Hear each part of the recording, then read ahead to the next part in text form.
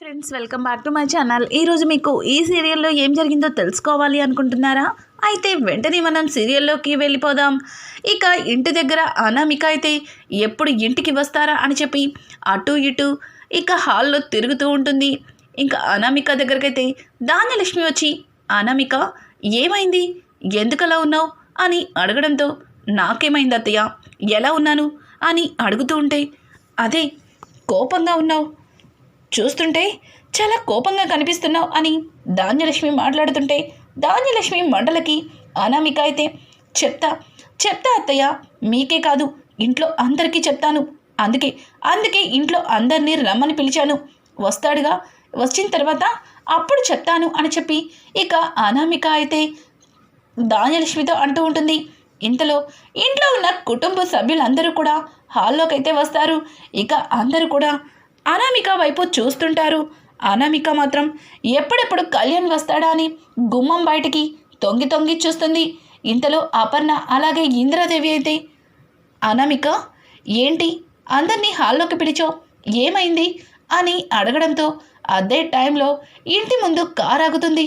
చెప్తాను అమ్మమ్మ గారు, అదిగో వస్తున్నాడుగా కళ్యాణ్ వచ్చిన తర్వాత చెప్తాను అని చెప్పి ఇక అనామిక అయితే కళ్యాణ్ రావడమే, కళ్యాణ్ అసలు నువ్వు నన్ను ఎందుకు పెళ్లి చేసుకున్నావు అని అడగడంతో, అదేంటి అనామిక అలా మాట్లాడుతున్నావు, నేను నిన్ను పెళ్లి చేసుకోవడం ఏంటి, మనిద్దరం ఒకరికొకరు ఇష్టపడే కదా పెళ్లి చేసుకుంది అని అంటూ ఉంటే, అవును ఇష్టపడే పెళ్లి చేసుకున్నాం, కానీ ఇంతలాగా నా మనసుని బాధ పెడతావని అస్సలు ఊహించలేదు. ఛీ, నిన్ను ఎందుకు పెళ్లి చేసుకున్నానా అని మొదటిసారి నాకు నేను బాధపడేలాగా చేశావు అని అనడంతో, ఇక వెంటనే పక్కనే ఉన్న అపర్ణ అయితే, చూడమ్మా అనామిక, కళ్యాణ్ని ప్రేమించి పెళ్లి చేసుకున్నావు, తను కూడా నిన్ను ప్రాణానికి ప్రాణంగా ప్రేమించాడు, కానీ నువ్వు కళ్యాణ్ని ఇలా అంటుంటే నాకు అస్సలు నచ్చట్లేదు అని చెప్పి ఇక అపర్ణాదేవి అయితే అనామికతో అంటుంది. ఆ మాటలకి అనామిక, చూడండి పెద్దత్తయ్య, ఈ విషయంలో కళ్యాణ్ చేసింది తెలిస్తే మీరు నన్ను కాదు కళ్యాణ్నే నిలదీస్తారు అని చెప్పి అనామిక మాట్లాడుతుంది. ఇక ఇంతలో కళ్యాణ్ అయితే, అనామిక నువ్వు చెప్పావని ఆఫీస్కి వెళ్ళాను, కానీ నువ్వు ఇంతలాగా గొడవ చేస్తావని అస్సలు ఊహించలేదు, అంత పెద్ద తప్పు నేనేం చేశాను అని అనడంతో, ఏం చేశావో నీకు తెలీదా, ఛీ, నన్ను ఇంతలాగా బాధ పెడతావని అస్సలు ఊహించలేదు అని చెప్పి ఇక అనామిక అయితే తనను కుమిలిపోతున్నట్టుగా మాట్లాడుతుంది. ఇక పక్కనే ఉన్న ధాన్యలక్ష్మి అయితే, ఏంటి అనామిక, నిన్ను అంతలాగా బాధ పెట్టింది ఎవరు, అసలు కళ్యాణ్ ఎందుకు అంటున్నావు అని అనడంతో, అత్తయ్య నేను ఇంతలా బాధపడడానికి కారణం మీ కొడుకు కళ్యాణే అని అనడంతో ఒక్కసారిగా అందరూ కూడా షాక్ అయిపోతారు. ఏంటి, కళ్యాణ్ నిన్ను బాధ పెట్టాడా, అసలు కళ్యాణ్ నిన్ను ఏం బాధ పెట్టాడు, నువ్వు ఇంత కోపంగా ఉండడానికి కారణం ఏంటి, కళ్యాణ్ నువ్వైనా చెప్పరా అని చెప్పి ధాన్యలక్ష్మి అయితే ఇక కళ్యాణ్ని అడుగుతుంది. కళ్యాణ్ అయితే, మమ్మీ నేనైతే ఏమీ చేయలేదు, కానీ తను అనవసరంగా నా పైన కోపాన్ని విరచలుతుంది అని అనడంతో, షటప్ కళ్యాణ్, ఇంకొకసారి అలా మాట్లాడితే అస్సలు ఊరుకోను, ఆఫీస్లో కవితల దుకాణం పెట్టాడు, అందరికీ కూడా కవితల వర్షాన్ని కురిపిస్తున్నాడు, ఆఫీస్కి వెళ్ళి బిజినెస్ చేసి నన్నేదో ఉద్ధరిస్తాడని పంపిస్తే అక్కడ కూడా ఈ కవితలే రాసుకుంటున్నాడు, అసలు ఆ పిచ్చి రాతలు రాస్తూ ఏం సాధిద్దామని అని చెప్పి ఇక అనామిక అయితే కళ్యాణ్ మీద తెగ రెచ్చిపోతుంది.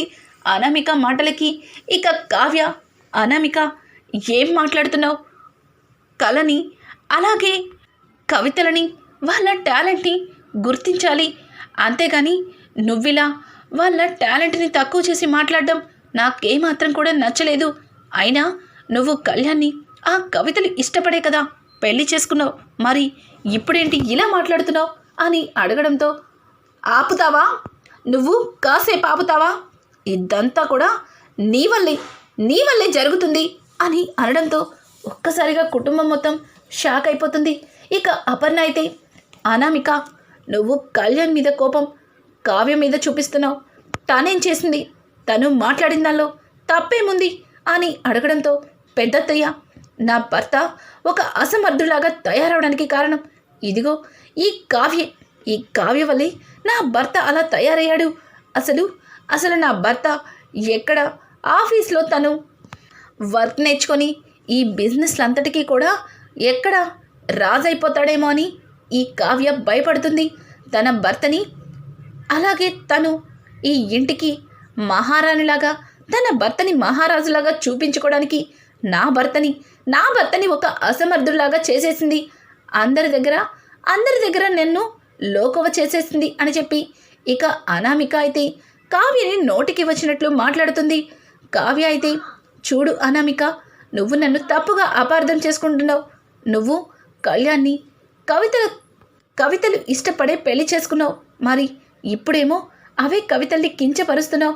పైగా నువ్వు నీ భర్తను నలుగురిలో తప్పుగా మాట్లాడుతున్నావు అని అంటూ ఉంటే నువ్వేం నాకు చెప్పక్కర్లేదు. ముందు నీ జీవితం ఏంటో నువ్వు చూసుకో. అయినా నా భర్త నువ్వు చెప్పినట్టు వినడం ఏంటి? నేను చెప్పినట్టు వినాలి. అసలు పెళ్లి చేసుకుంది నన్నా లేకపోతే నిన్న? మాట్లాడితే నువ్వెందుకు మధ్యలోకి వస్తున్నావు అని మాట నోట్లోంచి రాకముందే ఇక అనామిక చెంప చెల్లుమంటుంది.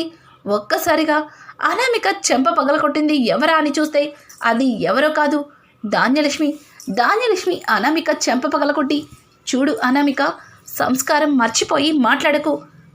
కావ్య ఈ ఇంటి పెద్ద కోడలు, కళ్యాణ్కి వదిన, రాజ్కి భార్య. తనని ఎదిరించి మాట్లాడడం అన్నది పక్క నుంచిదే. నువ్వు మాట్లాడే పద్ధతే చాలా తప్పు. తనని తప్పుపట్టి మాట్లాడుతున్నావు. ఇంకొకసారి అట్లాంటి మాటలు ఇక్కడ మాట్లాడావంటే ఊరుకునేదే లేదు అని చెప్పి ధాన్యలక్ష్మి అయితే ఇక అనామికకి ఫుల్గా వార్నింగ్ ఇస్తుంది. మమ్మీ, ఇది చాలా ఎక్కువ చేస్తుంది మమ్మీ. అసలు నేను ఏం తప్పు చేశానని ఇలా అందరిలో నన్ను నిలబెట్టి నిలదీస్తుంది అని అనడంతో, అవును, వాడేం తప్పు చేశాడు? ఇలా నలుగురిలో నా కొడుకుని నిలబెట్టి నిలదీస్తున్నావు. పైగా అనవసరంగా తల్లి లాంటి వదినతో లేనిపోని సంబంధాలని అంటకడుతున్నావు. అసలు నిజంగానే నువ్వు కళ్యాణ్ని ప్రేమించే పెళ్లి చేసుకున్నావా? నీ వాలకం చూస్తుంటే అలా కనిపించటం లేదు అని చెప్పి ధాన్యలక్ష్మి అయితే ఇక చెడామడా అనామికకి చీవాట్లు పెడుతుంది. అనామిక ఒక్క క్షణం ఏమీ మాట్లాడకుండా, ఆంటీ, మీరు ఇంట్లో వాళ్ళని సపోర్ట్ చేస్తూ నన్ను తక్కువ చేస్తున్నారు. నేను మీ కోడల్ని అని అనడంతో, నువ్వు నా కొడుకు ఇష్టపడినంతవరకే నా కోడలివి. నా కొడుకునే నలుగురిలో నిలబెట్టావు. అందరి మధ్యలో వాడిని అవమానిస్తున్నావు. అట్లా అవమానిస్తుంటే నేను చూస్తూ ఎలా ఊరుకుంటాననుకుంటున్నావు అని చెప్పి అనామికకి అయితే ధాన్యలక్ష్మి బాగా గడ్డి పెడుతుంది. ఇక అనామిక అయితే, ఆంటీ, నా బాధ మీకెవ్వరికీ అర్థం కావట్లేదు. ఇదంతా ఈ కావ్య కావాలని చేస్తుంది అని చెప్పి ఇక కావ్యం మీద రెచ్చిపోతుంది. అనామిక అయితే ఇక చూసి రాజ్ తట్టుకోలేక, చూడు అనామిక, నువ్వు ఇంతవరకు కూడా నా తమ్ముడి భార్యవేని నేను నీ గురించి ఏమీ మాట్లాడలేదు. ఆఫీస్కి వచ్చి నానా గొడవ చేశావు. వాడు ఆఫీస్కి ఒక ఎండి అన్న సంగతి కూడా మర్చిపోయావు. వాడి పరువు మొత్తం తీసేశావు. పైగా ఇంటి దగ్గరకు వచ్చాక కావ్యం మీద నిందలు వేస్తున్నావు. అసలు కళావతి గురించి నీకేం తెలుసు? నీ పెళ్ళి జరగడానికి కారణమే కళావతి.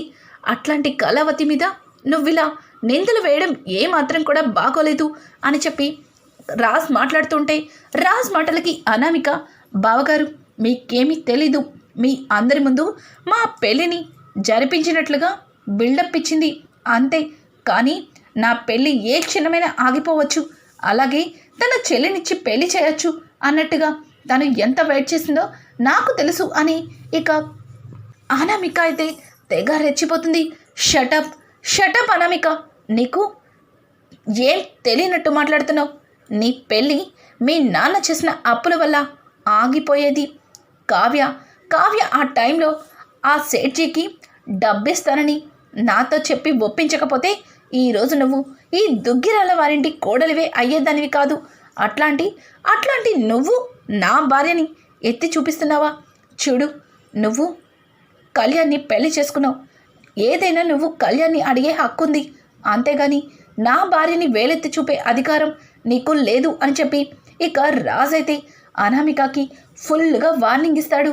ఆ మాటలకి కళ్యాణ్ అయితే, అనామిక, నీకు దండం పెడతాను, ఈ గొడవని ఇంతటితో వదిలేసే, నోరు మూసుకుని లోపలికి రా అని చెప్పి తన చెయ్యి పట్టుకుని లోపలికి తీసుకెళ్తుంటే, ఆగు, ఏంటి ఇక్కడ మాటలు పూర్తవ్వకముందే వెళ్ళిపోతున్నావు అని చెప్పి ఇక అనామికని గట్టిగా పిలుస్తుంది. అపర్ణదేవి అయితే ఒక్కసారిగా అనామిక కాస్త కంగారు పడుతుంది. ఎందుకంటే ఇంతవరకు కూడా సేట్జీకి డబ్బు ఇచ్చిన సంగతి ఇంట్లో ఎవ్వరికీ తెలియదు. మొదటిసారి రాజ్ ఆ నిజాన్నైతే బయట పెడతాడు.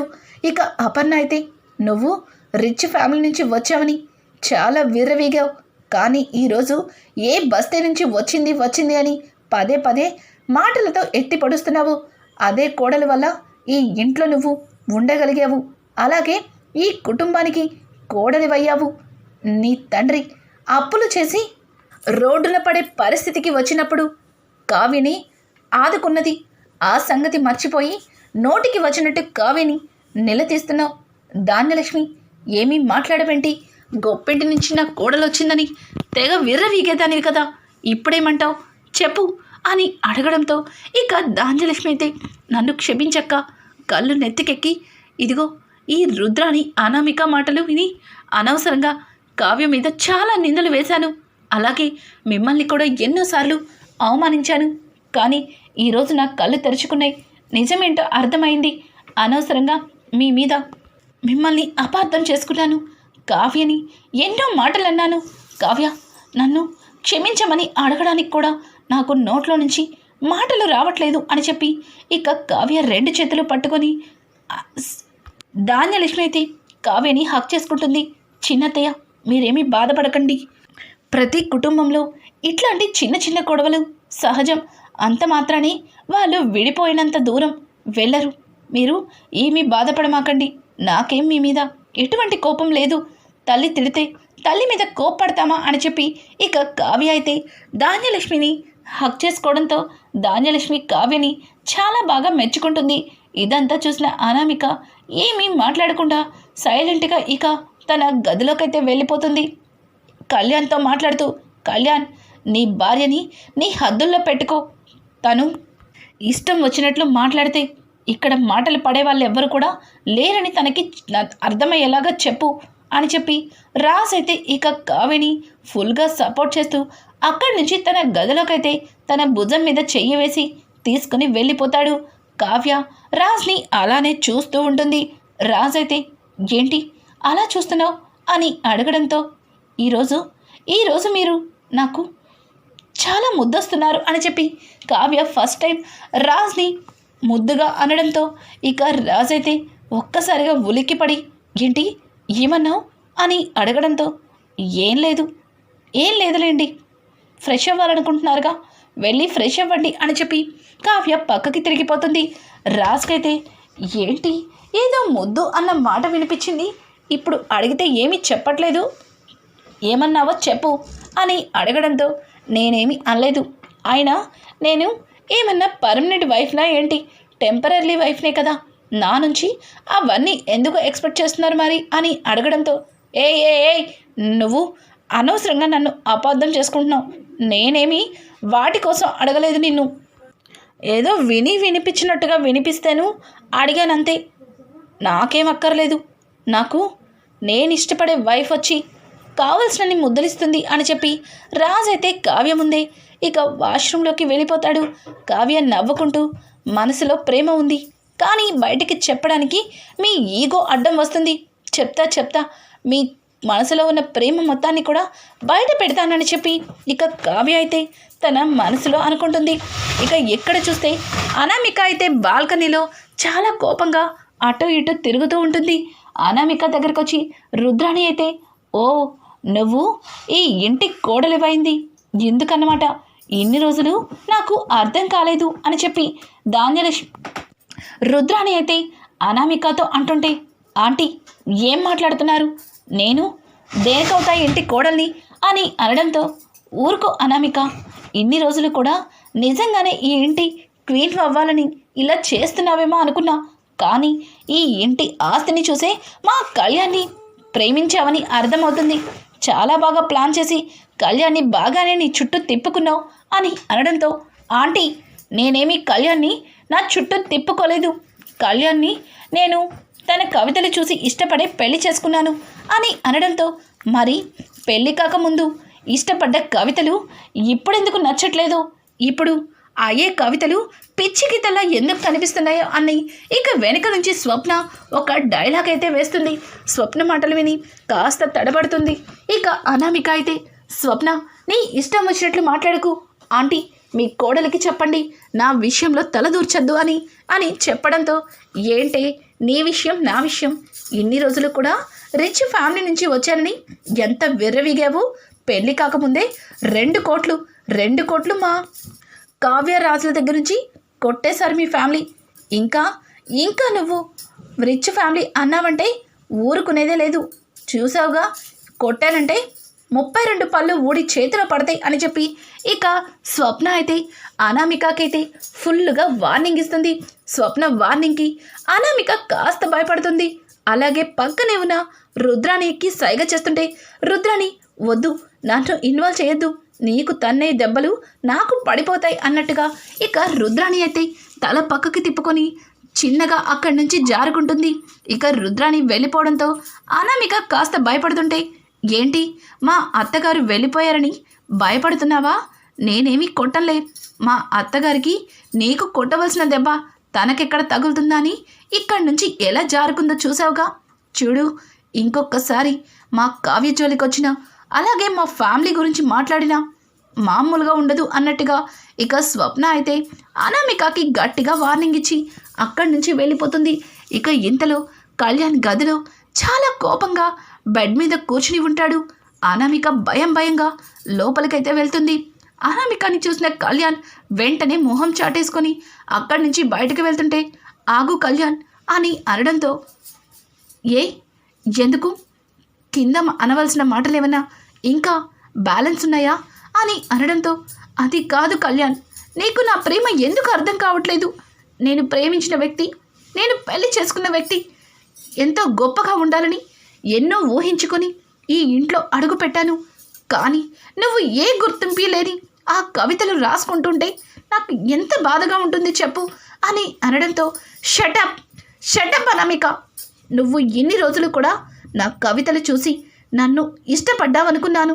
నన్నుగా నువ్వు ప్రేమించి నాతో పెళ్ళికి సిద్ధమయ్యావు అనుకున్నాను. కానీ ఈరోజు నాకు పూర్తిగా అర్థమైంది. నువ్వు నన్ను నా కవితల్ని చూసి ఇష్టపడలేదు, నా వెనుక ఉన్న ఆస్తిని చూసి ఇష్టపడ్డావు. కానీ పెళ్ళి చేసుకోవడం వల్ల నేను ఎవరి దగ్గర కూడా ఆ విషయాన్ని బయటకి చెప్పలేదు. కానీ నాకు పూర్తిగా అర్థమైంది నీ గురించి. నువ్వు కేవలం ఈ ఆస్తి కోసమే పెళ్లి చేసుకున్నావు, ఈ హోదా కోసమే పెళ్లి చేసుకున్నావు, ఈ అంతస్తు కోసమే పెళ్లి చేసుకున్నావు. వద్దిక నాతో ఇక మాట్లాడద్దు అని చెప్పి కళ్యాణ్ అక్కడి నుంచి ఇక అనామికాన్ని చిరాకు పడుతూ వెళ్ళిపోతాడు. అలాగే ధాన్యలక్ష్మి దగ్గరికి వెళ్తుంది అనామిక. అయితే ధాన్యలక్ష్మి అయితే అనామికని చూసి, రావమ్మా అనామిక, నా కొడుకు పెళ్ళమా అని అనడంతో, అత్తయ్య ఏంటలా మాట్లాడుతున్నారు అని అడగడంతో, చాలమ్మా చాలు, ఎన్ని రోజులు కూడా మా కళ్యాణ్ని ప్రేమించి పెళ్లి చేసుకున్నావేమో అనుకున్నాను. కానీ మీ నాన్న చేసిన అప్పులు నా కళ్యాణ్ తీరుస్తాడని పెళ్లి చేసుకున్నావని అర్థమైంది. ఎంత పొగరుపోయావు, నీ వల్ల మా అపర్ణక్కని ఎంత అవమానించానో. అలాగే కావ్య పాపం ఎన్నోసార్లు నాతో తన మనసులో బాధని చెప్పుకొని ఎంతో సరదాగా ఉండేది. కేవలం నీ చెప్పుడు మాటలు విని నీతో కళ్యాణ్కి పెళ్లి కోసం తన మీద ఎన్నేసి నిందలు వేశానో, తన మనసుని ఎంతలాగా బాధ పెట్టానో ఒక్కసారి కూడా తన గురించి ఆలోచించలేదు అని చెప్పి అనామిక అయితే అక్కడి నుంచి వెళ్ళిపోతుంది. ధాన్యలక్ష్మి అయితే అక్కడి నుంచి వెళ్ళిపోతుంది. ఇక అనామిక తను అనవసరంగా గొడవ పెట్టి ఇంట్లో అందరి దగ్గర బ్యాడ్ అయ్యానేమో అని ఒక్క క్షణం ఆలోచనలో పడుతుంది. ఇంకా వాళ్ళ అమ్మకైతే ఫోన్ చేస్తుంది. వాళ్ళ అమ్మ, ఏంటి అంత డల్గా ఫోన్ చేసావు, నువ్వు అనుకున్నది ఏం చేసావు అని అనడంతో, అమ్మ అనుకున్న దానికంటే ఇక్కడ ఎక్కువే చేసేసానమ్మా, నాకెందుకో భయంగా ఉంది. నా గురించి కళ్యాణ్కి నిజం తెలిసిపోయింది. కళ్యాణి నేను డబ్బు కోసమే పెళ్లి చేసుకున్నానని కళ్యాణ్ నన్ను నిలదీస్తున్నాడు, నాకేం చేయాలో అర్థం కావట్లేదు అని అంటుంటే, పిచ్చిదానా, ఎప్పుడైతే కళ్యాణ్ నీ గురించి అలా అర్థం చేసుకున్నాడో నీ ప్రేమని తనకి అర్థమయ్యేలాగా చెప్పు. అలాగే నువ్వు తనని నీ ప్రేమతో ముంచెత్తు. ఇంకా అర్థం కాలేదా పిచ్చిదానా అని చెప్పి ఇక వాళ్ళ అమ్మ అయితే అనామికని మళ్ళీ రెచ్చగొడుతుంది. ఇక అనామిక అయితే కళ్యాణ్తో తనకి ఫస్ట్ నైట్ అరేంజ్మెంట్స్ తనకి తానే మంచం మీద పూలని చల్లి అరేంజ్ చేసుకుంటూ ఉంటుంది. ఇక కళ్యాణ్ గదిలోకి వచ్చి ఎప్పట్లాగానే అక్కడ ఉన్న దిండు అలాగే దుప్పటి తీసుకుని సోఫాలో పడుకుంటాడు.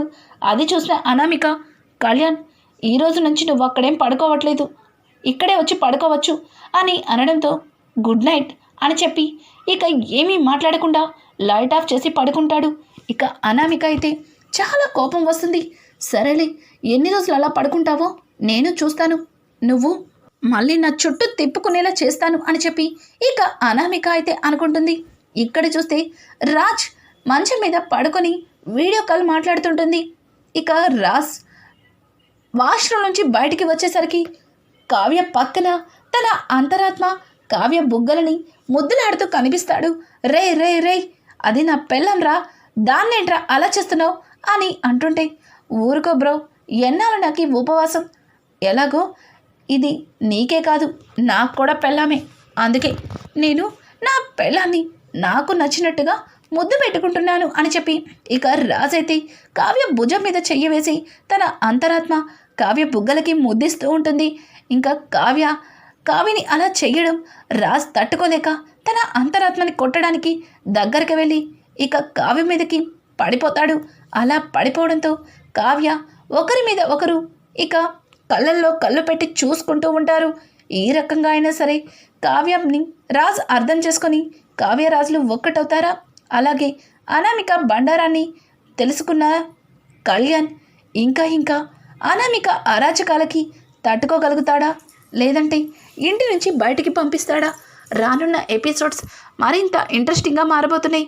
ఈ వీడియో మీకు నచ్చినట్టయితే లైక్ చేసి సబ్స్క్రైబ్ చేసుకోవడం మాత్రం మర్చిపోకండి. Thanks for